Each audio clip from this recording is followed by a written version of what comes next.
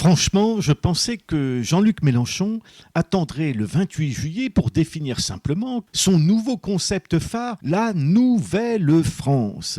Mais il a choisi de le faire le 30 mars dernier, sans doute en souvenir du 30 mars 1349, traité de Romans, celui qui a désigné les dauphins comme héritiers du trône de France. Car pour LFI, la Nouvelle-France, c'est la désignation des héritiers de ceux qui, demain, vont grand remplacer les tout blancs, tout moches, comme à Saint-Denis dans le 93.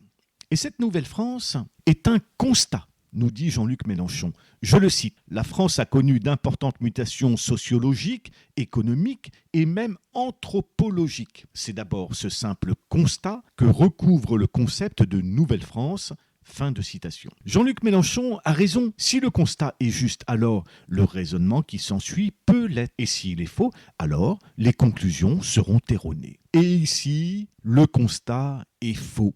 D'abord, il n'y a pas d'importante mutation anthropologique, car la nature de l'humain ne change pas. Blanc, noir, jaune, violet, français de souche ou d'origine subsaharienne, nous sommes tous des humains et nous n'aspirons tous qu'à vivre en paix, pas en rupture. L'autre erreur fondamentale de LFI consiste à essentialiser ces groupes sociaux émergents qu'ils présentent comme un tout homogène, un ensemble. Mais ces groupes sociaux sont très divers, certains sont même très opposés.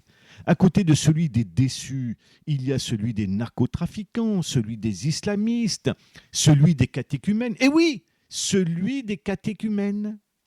Notamment et surtout dans le 93, dans le 9-3. C'est le département, la Seine-Saint-Denis, où le nombre de catéchumènes, d'adultes ou d'adolescents explose, avec une progression constante ces dernières années de plus de 50% d'augmentation annuelle.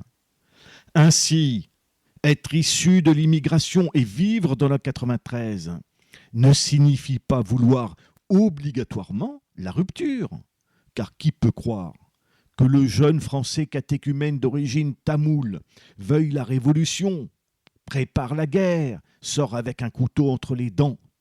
Le penser, comme d'ailleurs peut-être semble le penser LFI, pourrait même être éventuellement associé peut-être à du racisme caché.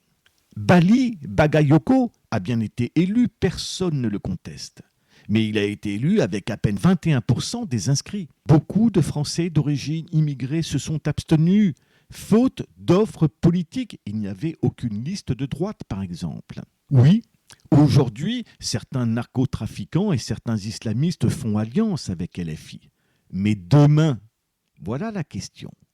Et ce manque du sens de l'histoire me surprend chez Jean-Luc Mélenchon, pourtant grand admirateur de Robespierre.